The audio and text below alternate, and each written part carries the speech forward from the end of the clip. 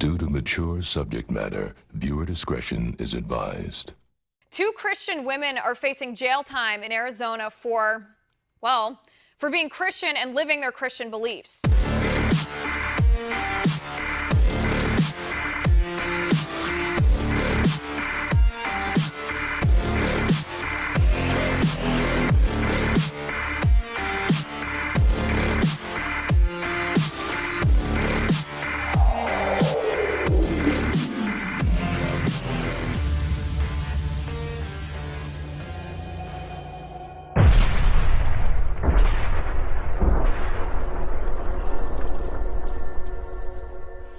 These two women could be thrown in jail because they declined to participate in a gay wedding ceremony since gay marriage violates their Christian beliefs. The city of Phoenix says that Christian belief is against the law. The women's names are Joanna Duca and Brianna Koski, and they own an art studio in Phoenix, a calligraphy studio, where they create custom invitations for events such as weddings. But their names and what they do almost doesn't matter here because these two women could be any one of us. They could be you, they could be me, they could be any one of the 173 million Christian adults living in our country, in the United States. Christians who are now under attack by the government for living their Christian faith. The law in the city of Phoenix that could send these women to jail is called an anti-discrimination ordinance, and it says business owners can't discriminate against gay people. And that's all good and well, but that's not what's happening with these two women. Nobody is turning gay people away from the store for being gay. A gay man did not walk into the shop and the owner said, "Oh, sorry, sir, you can't buy anything here because we hate your sexual orientation." Not at all. In fact, the owners of the studio say they're happy to serve gay customers and gay customers can buy anything in their store. But it's a very, very different thing for the government to force these women to participate in a gay wedding since gay marriage violates their Christian beliefs. That's what's at stake here. These women use their talents and their skills to create artwork, expression in the form of these invitations, and they don't want to use their artwork to celebrate something that is against their religion. That has nothing to do with discriminating against a gay person for being gay. That's simply the right of these Christians to live their lives according to their Christian morals. It boils down to this: can the government compel speech from these women? Can the government throw these women in jail if they refuse to speak? Refuse to participate in something against their religion? Can the government throw these women in jail for being Christian? But that's what's happening to these women in Arizona. That's what's happening to these Christian women because they're Christian. And it could happen to the rest of us next. This memorial to Maryland men killed in World War I has stood since 1925. Now that a federal appeals court has ruled it unconstitutional, it could come down. But why? It's a cross-shaped memorial on public property. Jeremy Dice of First Liberty Institute warns if the U.S. Supreme Court doesn't intervene, this could have far-reaching repercussions across America. Not only will this monument have to be razed to the ground, but so will any monument that bears religious imagery or language on the side of it as well. That would include features in Arlington National Cemetery and its most famous site. The Tomb of the Unknown Soldier is a World War I monument as well, and it says on the side very famously, of course, "Here lies a soldier known but to God." And who knows where this would end. That's why religious rights lawyers like Dice have fought alongside the American Legion for years to preserve the Bladensburg Memorial, and by extension, many others. These are important reminders of the great cost that freedom comes to us in, that is real lives have been sacrificed in the service of freedom. We should not desecrate their memory by tearing down their gravestone. Carved into this memorial in big letters are 4 words: courage, endurance, valor, and devotion. Now the question is if America is devoted enough to the memory of the men honored here to assure the monument to their ultimate sacrifice endures. It is almost spitting at them in the eye to even suggest that we would tear down this memorial.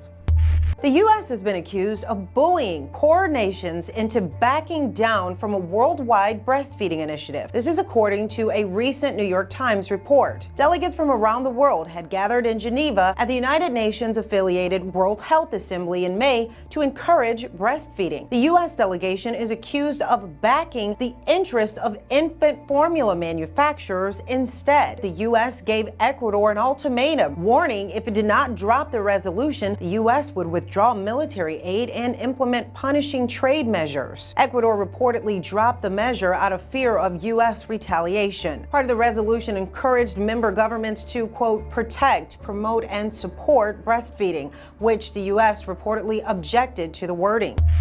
The Muslim Brotherhood, a group thought to be associated with acts of terrorism, mostly in the Middle East, appears to be alive and well and could soon bring more of its tactics to American communities, according to a congressional hearing. It's very concerning. This is one of those organizations that multiplies it, the Muslim Brotherhood, that multiplies itself through splinter groups and even charitable organizations and this type of thing. And the fact that they are in America, this is all about national security, and we know their presence is here. We need to get to the bottom of what their intentions are. What their intentions are, says Georgia Congressman Jody Hice, a member of the National Security Panel of the House Government Oversight Committee. And if their activities in Egypt are any indication, those intentions may be less than noble, says Hice. They have been committed to terrorize and do away with, intimidate, harass religious minorities, Coptic Christians in Egypt being one example of that, of those type of activities. That is an example, I believe, of what their intentions would be here in the United States as well. They used terrorism as a means to push forth their ideology and their agenda. But that could change by designating the Muslim Brotherhood a terrorist organization. A UK court recently found a British nurse guilty of trafficking women and subjecting them to voodoo rituals. Josephine Iyamu was sentenced to 14 years in prison by Birmingham Crown Court. Prosecutors said she charged Nigerian women to travel to Europe and then force them into prostitution to pay off their debt. 5 of Iyamu's victims testified during the trial. They claimed she subjected them to a juju ceremony with a voodoo priest, during which they were forced to eat chicken hearts, drink blood-containing worms, and have their skin cut with razor blades. The judge said she saw them not as living, breathing human beings, but as commodities to earn herself a large sum of money. Iyamu was convicted of facilitating travel for sexual exploitation and perverting the course of justice. She's the first UK national to be prosecuted under the Modern Slavery Act for crimes committed outside of the UK. Iyamu maintains she's innocent. Well, new attacks against Christians in Nigeria are leading to demands that a special envoy investigate the outbreak of violence in the African country. One man whose relatives were killed calls Nigeria the deadliest place in the world for Christians. The Boko Haram terror group is still a threat, but recent attacks against Christians in Nigeria are coming from Muslim tribal herdsmen known as Fulanis. What we have is a genocide.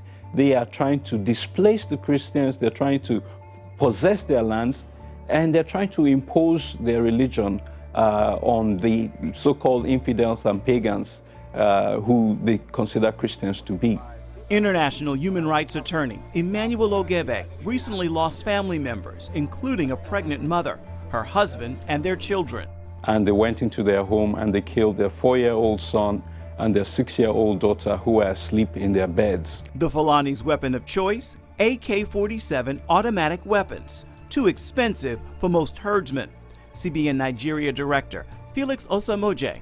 Given how much an AK-47 will go for, a Fulani herdsman will probably need to sell all his cattle to be able to buy an AK-47.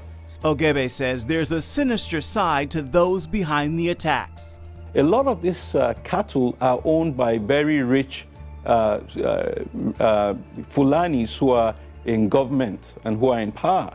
So there is a strong belief that the Fulanis, the ruling elite, are actually funding this herdsmen to conduct these attacks. According to the Global Terrorism Index, Fulani herdsmen have killed as many as 60,000 people since 2001. And church leaders in Plateau State, so far this year the herdsmen have killed 60,000 Christians. Ogebe says by eliminating Christians, the group can dominate the north and central Nigeria politically and economically. Thousands of Christians need help to escape the violence. I think one of the things we need the most is prayers, because after all, the Bible tells us that we do not war against flesh and blood. And so we know that there's spiritual issues, so we need to pray.